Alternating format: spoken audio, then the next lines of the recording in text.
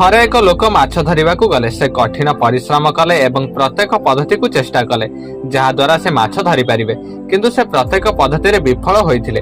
दिन कमिबाकू लागिला एवं संध्या होइगला। वर्तमान सही व्यक्ति चिंतित होई भाबिबाकू लागिले जे मु जदि खाली हाथ रे घर को जाए मु एवं मो परिवार खाइबु कोन। चिंतित थिबा बेले से देखिले जे एक माछ बाजार निकटर अछि। से शीघ्र माछ दुकानी को जाई कहिले मु 4टी माछ किनिबि, किंतु मोर गोटिए शर्त अछि जे तुमे मते माछ को जीवंत देव एवं मु सेमानकु धरिबि, तापरे मु तुमको पैसा देबि।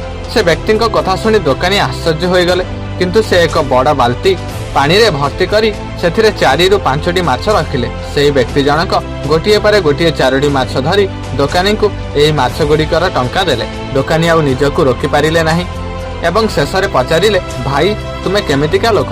जदि तुमार माछ नबार थिला मोठारु नै थांतो, एसबु करिवार आवश्यकता कौन थिला? ଏହା ଶୁଣି ଲୋକଟି କହିଲା, ତୁମେ ବୁଝୁନାହ। ବର୍ତ୍ତମାନ ଯେତେବେଳେ ମୁଁ ଘରକୁ ଯାଏ ମୋ ପରିବାର ନିଶ୍ଚିତ ଭାବରେ ପଚାରିବେ ତୁମେ କେତେ ମାଛ ଧରିଲ।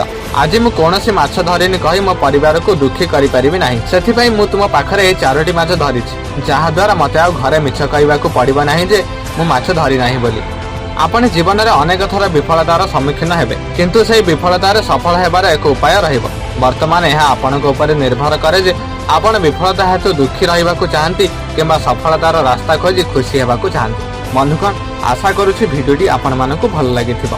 भिडियोटी भल लागुथिले चैनलटी को सब्सक्राइब करिदेबे और आगो आम चैनल रे आहुरी पावरफुल मोटिवेशन स्टोरी आसीबाकू जाउछि, जो कहानी आपण को गोटे भल मनिष सह आपण किपरि खूब शीघ्र सफलता पाइबे से विषय खूब भल भल भिडियो आसीबाकू जाउछि।